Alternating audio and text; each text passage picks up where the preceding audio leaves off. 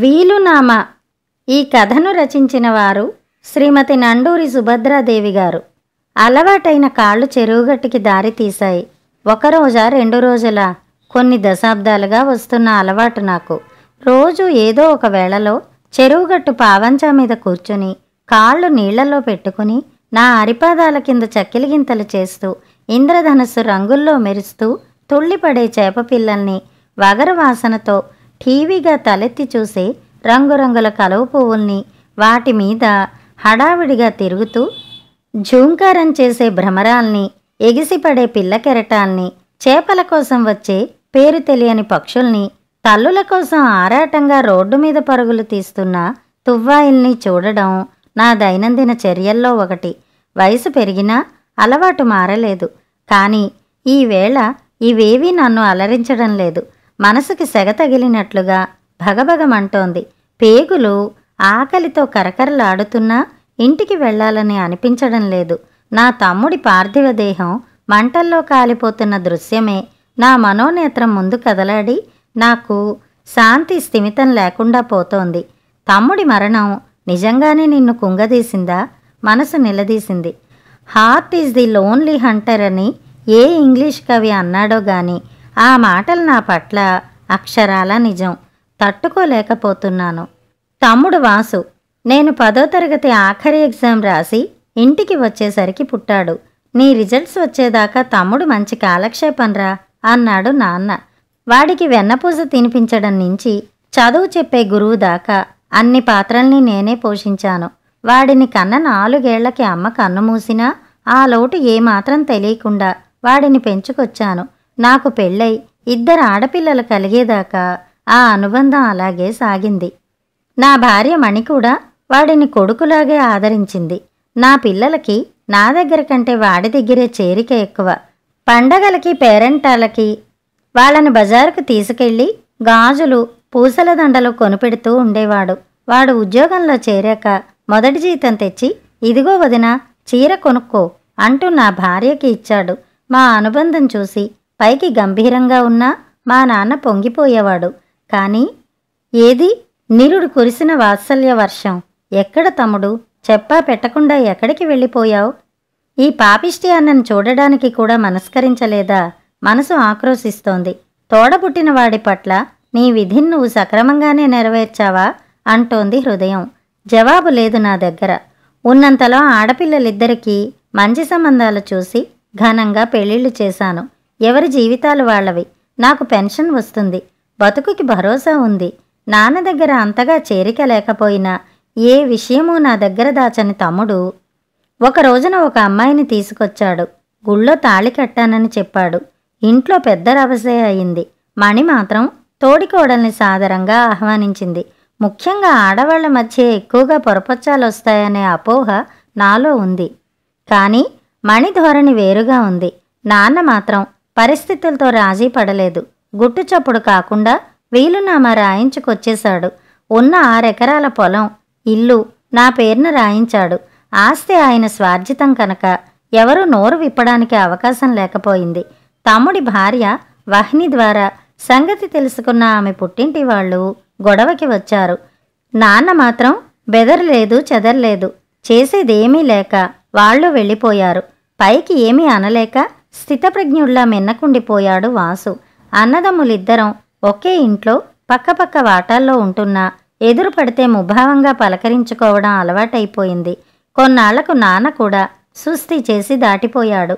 ఇంట్లో మిగిలిన 4 మధ్య మౌనమే రాజ్యమేలేది. ఈ పరిస్థితి జీర్ణించుకోలేని మణి ఒకరోజు నన్ను నిలదీసింది. దేనికైనా ఒక హద్దుండాలి. ఈ పాపిష్టి ఆస్తి కోసం రక్త సంబంధాన్ని దూరం చేసుకుంటారా? ఇది మీకు తగిన పనేనా? ఎందుకు పుట్టానా అని వాడు బాధపడే పరిస్థితి మీరు తీసుకొస్తున్నారు. తండ్రి ఆస్తి అనుభవించే హక్కు వాడికి లేదా అంటూ నా మీద విరుచుకుపడింది. నాకు ఒక్కసారిగా మనసు భగ్గుమంది. వాడి తరఫున వకాల్తా పుచ్చుకొని మాట్లాడతావే? నీకు పుట్టిన పిల్లలకి ఆస్తి ఉండాలని లేదా? ఉన్నదే 6 ఎకరాల భూమి. ఆడపిల్లలిద్దరికీ చెరో 2 ఎకరాలు పసుపు కుంకుమ కింద ఇద్దామనుకుంటున్నాను. అదీ తప్పేనా? పిల్లల తల్లిగా ఆలోచించడం నేర్చుకో కాస్త విసురుగా అన్నాను.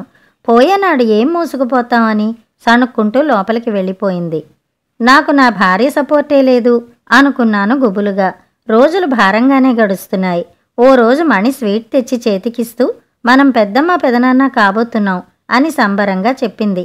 తమ్ముడికి కొడుకు పుట్టి నా పిల్లలకి పోటీకొస్తాడేమో అనుకున్నాను అసహనంగా. లిప్త కాలంలో నా మనసుని చదివేసింది నా జీవిత సహచరిణి. మరో కంసుడు కాకండి, మన పెద్ద పిల్ల కంటే వాసు భార్య 3 ఏళ్లే పెద్దది. కొత్త వారసుణ్ణి సాదరంగా ఆహ్వానించాలి మనం అంది లోపలికి నడుస్తూ. ఒకరోజు తమ్ముడు అతడి భార్య ఏదో విషయమై మాట్లాడుకుంటున్నారు. నేను వసారా చావిడిలో అటూ ఇటూ పచార్లు చేస్తున్నాను. ఎంత వినకూడదని అనుకున్నా ఆ మాటలు చెవిలో పడుతూనే ఉన్నాయి. తొలిపొద్దు సూర్యకిరణాలు తాకినట్టుగా. ఎంతకాలం వహిని, ఎంతకాలం అన్నయ్యతో ఈ నిశ్శబ్ద యుద్ధం? పోనీ నేను ఏమైనా ఆస్తి కోసం గొడవ చేశానా? మీ వాళ్ళు ఓ మాట అడిగారు అంతే. అంత మాత్రానికి అన్నయ్య ఏళ్ల తరబడి నాతో మాట్లాడకుండా ఉండిపోతాడా? నాకు చిన్నప్పుడు వెన్న తినిపించిన ఆ మనసేనా శిలలా మారిపోయింది. ఉంచుకోమను, ఆయన్నే ఉంచుకోమను, నాకేం అక్కర్లేదు. నా రెక్కల కష్టం మీద నేను బతకగలను, నిన్ను పిల్లల్ని పోషించుకోగలను.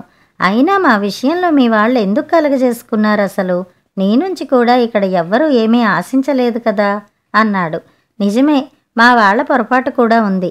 నేనేదో మాటల మధ్యలో ఈ ఆస్తి ప్రస్తావన తెచ్చాను, కానీ ఇలా మనస్పర్ధలు వస్తాయని ఊహించలేకపోయాను. పోనీలేండి, ఆప్తుల మధ్య విభేదాలు ఎన్నాళ్లుంటాయి కనుక వచ్చే బుడతడిని చూసి ఆయనే మారతారు నవ్వుతూ అంది వహ్ని. వాసు కూడా బొళబొళ నవ్వేశాడు. వాళ్ళు బయటికి వస్తారేమోననే అనుమానంతో పచార్లు ఆపి గబగబా లోపలికి వెళ్ళాను. చూస్తుండగానే నెలలు గడిచిపోయాయి. వహ్నిని పురిటికి తీసుకుని వెళ్లారు ఆమె పుట్టింటి వాళ్ళు. సదా చిరునవ్వుతో కనిపించే వాసు చిన్నబుచ్చుకున్న మొహంతో 2 రోజుల పాటు తన గదిలోంచి బయటికి రాలేకపోయాడు. మణి అతన్ని మందలించి తీసుకువచ్చింది. ఒక రోజున తెల్లవారుజామున వాసు మొబైల్ రింగ్ అవుతుంటే పక్క గదిలో పడుకున్న నాకు మెలకువ వచ్చింది. మణి నిద్రమత్తులో అటు ఇటూ దొర్లుతోంది. లోపల నుండి తమ్ముడి గొంతు, ఇదిగో ఇప్పుడే బయలుదేరుతున్నాను అని వినిపించింది. 10 నిమిషాల్లో బ్రీఫ్ కేసుతో బయటికి వచ్చాడు. నన్ను చూడగానే, అన్నయ్య, వహ్నికి నొప్పులు మొదలయ్యాయట. నేను బయలుదేరుతున్నాను. వెళ్ళాక నీకు ఫోన్ చేస్తాను. వదిన లేచాక చెప్పు అన్నాడు. తల ఊపి ఊరుకున్నాను. చీకట్లో కలిసిపోయాడు వాసు. తెల్లవారి 10ంటికి ఫోను. అన్నయ్య, బాబు పుట్టాడు. అచ్చు నాన్నగారిలా ఉన్నాడు. వీడిని చూస్తే నువ్వు అస్సలు వదిలిపెట్టావు. వదినకి చెప్పు ఈ సంగతి. పిల్లలిద్దరికీ నేను చెప్తాలే అని ఫోన్ పెట్టేశాడు. భారమైన నిట్టూర్పు వచ్చింది నాలో నుండి. అనుకున్నంతా అయ్యింది. నా పిల్లలు, వాళ్ళకి ఆస్తి కట్టపెట్టాలి అనే స్వార్థం నాలో ఉన్నట్టే కొడుకు రాకతో తమ్ముడికి మాత్రం ఇన్నాళ్ళు అంతగా లేని స్వార్థం మొలకెత్తి మొక్కగా మారి మహావృక్షమైపోదు. దీన్ని మొదట్లోనే తుంచెయ్యాలి. ఇవాళో రేపో వెళ్ళి లాయర్ గారిని కలవాలి. ఆస్తిని నా కూతుళ్ళకి సమానంగా పంచి మాకు కొద్దిగా ఉంచుకుంటే మా చరమ జీవితం నిశ్చింతగా గడిచిపోతుంది. నా ఆలోచనలో నేనుండగానే, ఏమిటి దీర్ఘంగా ఆలోచిస్తున్నారు? చంటాడు వస్తాడు, వాడితో ఏ ఆటలు ఆడాలనా? కాఫీ గ్లాస్ అందిస్తూ నవ్వుతూ అంది మణి. నువ్వొక పిచ్చిమాలో కానివేమణి, నా తర్వాత ఎలా బతుకుతావో గాని అన్నాను ఖాళీ గ్లాస్ టీపాయ్ మీద పెడుతూ కోపంగా. ఇప్పుడేమైందండి? పొద్దుట్నుంచి అన్యమనస్కంగానే ఉన్నారు. ఆరోగ్యం బాగానే ఉందా? కలవరపడుతూ నుదిటిపైన చేయి ఉంచి అడిగింది. పక్కకి జరిగాను చిరాగ్గా. నా అకారణ కోపానికి కారణం తెలియక తికమక పడింది. కాసేపు స్థిమితపడ్డాక కారణం తెలుసుకుని తేలిగ్గా నవ్వేసింది.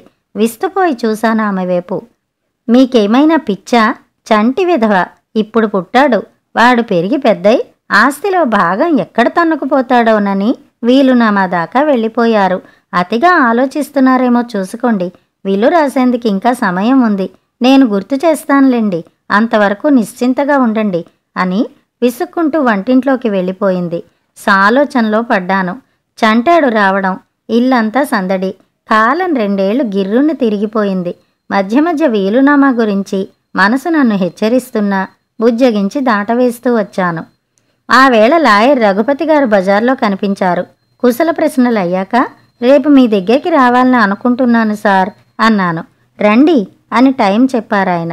సెలవు తీసుకున్నాను. ఇక నా పని నేను చేసుకుపోవాలి. కానీ దీని మాటకి విలువ ఇవ్వడం అనవసరం. గట్టిగా మనసులో అనుకుని తేలికపడ్డాను. తెల్లవారి లేస్తూనే వాసు వచ్చాడు. అన్నయ్య, పిల్లాడికి 2 నుండి 3వ ఏడు వచ్చింది కదా, ఈవేళ సింహాలమ్మ గుడికి తీసుకెళ్ళి పుట్టు వెంట్రుకలు తీయించుకొస్తాం అన్నాడు. సరేనన్నట్టు తలూపాను. వాళ్ళు వెళ్ళిపోయారు. స్థిమితంగా నా పనులు కానిచ్చుకుని వంటింట్లో కేక పెట్టాను. అలా పొలం వైపు వెళ్ళొస్తా, తలుపు వేసుకోమని. బండి లాయర్ గారింటికి దారి తీసే లోపల మా దూరపు చుట్టం సాయి పరిగెత్తుకుంటూ ఎదురొచ్చాడు. నన్ను చూస్తూనే భోరుమన్నాడు. బావా, ఘోరం జరిగిపోయింది. ఇంత పొద్దున్నే వాసు ఎక్కడికి బయలుదేరాడు? వెహికల్కి లారీ గుద్దుకుని యాక్సిడెంట్ అయ్యి ఆ అమ్మాయికి బాగా దెబ్బలు తగిలాయట. చంటాడు దూరంగా పొదల్లో పడబట్టి బతికిపోయాడు. కానీ వీడు, మన వాసు, ఆ చెరుకు లారీ కింద పడి ఇక చెప్పలేక జేబురుమాల్ని ముఖానికి అడ్డం పెట్టుకున్నాడు. వెక్కి వెక్కి ఏడుస్తున్నాడు. స్థాణువైపోయాను. మెదడు మొద్దుబారిపోయింది. శూన్యంలోకి చూస్తుండిపోయాను. ఏం జరిగింది? ఏం వింటున్నానో? ఇంట్లో ఫోన్ రింగ్ అవడం తెలుస్తోంది. మణి భోరున ఏడుస్తూ బయటికి వచ్చింది. ఇంటి ముందు ఒక్కొక్కరు పోగవుతున్నారు. జరగాల్సిన తతంగం యాంత్రికంగా జరిగిపోతోంది. అప్పుడు మొదలైన నా ఈ శూన్యపు చూపుల్లో 10 రోజులు గడిచిపోయినా మార్పు రావడం లేదు. నా తమ్ముడి రూపం పొత్తిళ్లలో గుప్పిళ్ళు మూసుకున్నది లగాయితూ దహనం అయ్యేదాకా ఒక్కొక్కటిగా కళ్ళ ముందు కదిలి ఒక్కసారిగా భోరుమన్నాను. పేగులు కదిలిపోతున్నాయి. భగవాన్, మనుషులు మరణిస్తేనే గాని మిగతా వాళ్ళకి వాళ్ళ విలువ తెలియదా? నిన్న మొన్నటి దాకా ఎంత స్వార్థంతో ఉన్నానో, విసిరేస్తేనే గాని నాకు చేతిలోని రత్నం విలువ తెలియలేదు. నాకు అష్టైశ్వర్యాలు అక్కర్లేదు తండ్రి, నా తమ్ముడు నాకు కావాలి. మరోసారి భోరుమన్నాను. ఎందుకేలుస్తున్నావు పెదనాన్న? అమ్మ కొట్టిందా? బుజ్జి చేతులతో తుడిచాడు చంటాడు. ఆర్తిగా వాణ్ణి గుండెలకి హత్తుకుని లోపలికి నడిచాను. మరదలు పుట్టింటికి వెళ్ళిపోవడానికి అన్నీ సర్దుకుంటోంది. ఏంటమ్మా అన్నీ సర్దుకుంటున్నావు? అడిగాను కంగారుగా. ఇక ఏం మిగిలింది బావగారు నాకిక్కడ అంటూ కళ్ళు తుడుచుకుందామే. ఏమీ లేకపోవడం ఏంటమ్మా? ఈ ఇంట్లో సగభాగం, పొలంలో సగభాగం, పాడిలో సగభాగం వీడివి. నీ బిడ్డవి నీవి కావా? నిన్నటిదాకా నాకు 2 పిల్లలు, ఇప్పటి నుంచి 3. వాసు ఆఫీసులోనే నీకు ఉద్యోగం ఇస్తున్నారు. మెసేజ్ వచ్చింది. పుట్టింటికి వెళ్ళి 3 రోజులు నిద్ర చేసిరా, వచ్చాక జాయిన్ అవుదువుగాని అన్నాను. మణి ఆశ్చర్యంగా నా కేసు చూసింది. ఈసారి నేను లాయర్ గారింటికి వెళ్తానంటే మణి అడ్డు చెప్పలేదు. కథ సమాప్తం.